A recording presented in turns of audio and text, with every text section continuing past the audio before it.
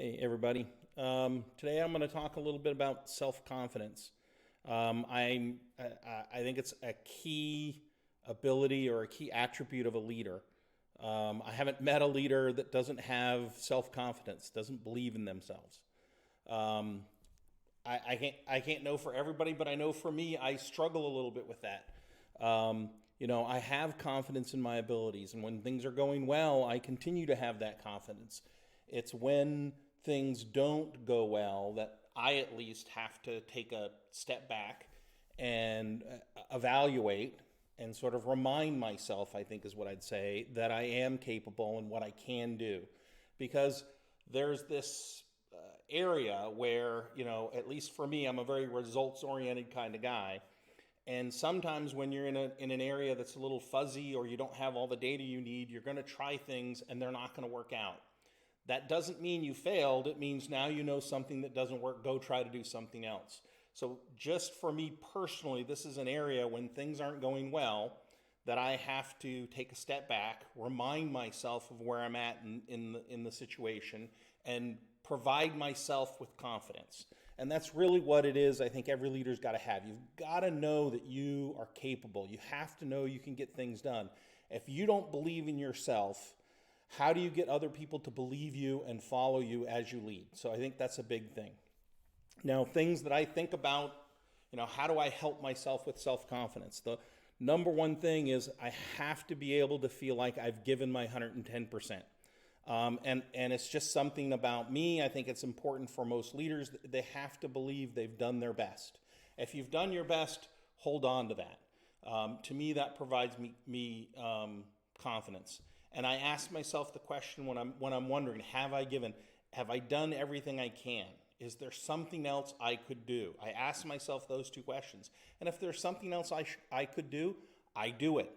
But you have to be able to take a step back and look at the situation and say, hey, this isn't working. What am I going to do different this next time to get better? The other thing I believe that's important, at least for me, again, this is very personal to me, is, I have a set of skills.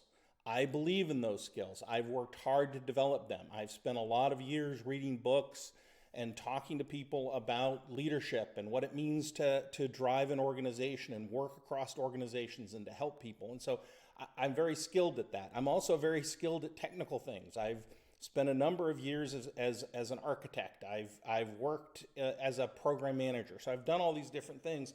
So I have this wealth of skills to rely on. And reminding yourself that those skills are there and which ones you want to, as a leader, to lean on to help drive decisions and help get things done. And I always think about when I want confidence, I look at what my strengths are, what skills do I have, and I remind myself that I need to grow in my strengths and my weaknesses. And I remind myself as I'm going through, the results aren't quite there yet. This might be an area where I'm learning. I'm learning about the people, or I'm learning about the product, or I'm learning about the organizational dynamics. Whatever it is, remind yourself there's still confidence that you're going to learn it. At least for me, once I can see it, I go, okay, I'm just learning. I'm still learning this person or this situation, and come in and believe that you're going to find the right answer. And it's something I've had. But it's something that I have to, again, I keep going back to saying I have to remind myself, I have to grow here, I have to think it through. And one of the biggest things for me that helps me is because one of the things, I know some people, I'm extraordinarily hard on myself. If the results aren't there, I will say I always first blame me, which I think is still a good thing, but I have to treat myself like I would anybody on my team. If I had somebody on my team that wasn't getting results, I wouldn't tell them they failed, which is what I tell myself and I have to work on. I tell them, hey, what have you tried? What are you going to try? What has worked? What hasn't worked? How do we help that person get better?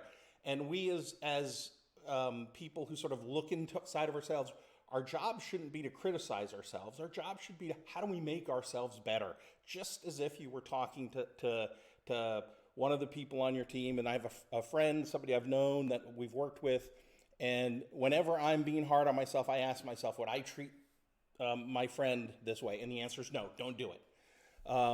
And then the other thing I always think when it comes to self-confidence and improvement is remind yourself to give yourself some grace. And I always go back to counseling session I have. I have a son. He's now in college. And I remember, in his teenage years, there was some struggle for us as parents.